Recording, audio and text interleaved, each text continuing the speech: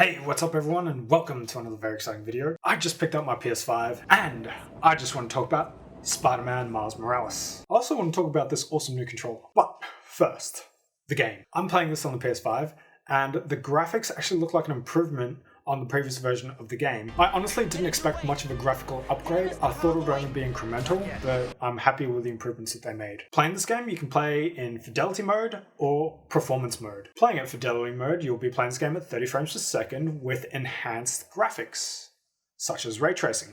Now, over the past 2 years, waiting for this console to come out, I've heard an F-ton about ray tracing. Everybody's been talking about it as if it is the next best thing in gaming.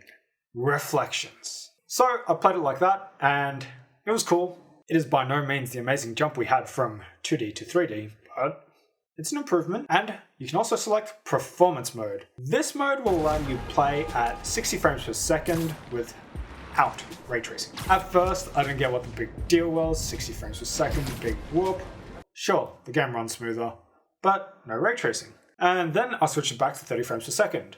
And I don't think I can go back to 30 frames per second ever again. Yeah, I'm that person now. It's 60 frames per second or nothing. It's gonna be hard playing my Nintendo Switch after this. I don't want to get into spoiler territory, but I want to say that there are certain things Miles Morales can do that make this game feel better from a gameplay perspective than Spider-Man on PS4. The Venom Punch is awesome. I had a huge grin on my face the whole time. Now I just want to talk about this bad boy. I was worried that because it was thicker than the last controller, I don't really think it looks better from a design perspective, but putting it in my hands and actually playing Miles Morales, it feels better. It feels like an improvement on what Sony had done in the past. Now, whilst playing the game, I did notice a bit of tension on these little bad boys. The haptic feedback was a cool little add-on. Does improve the controller by about that much, but how much can you improve on perfection? There's no way of saying this without making this sound dirty. So the motors in this thing's vibrator. Yeah, it's good. And yeah, those are my first impressions on Miles Morales.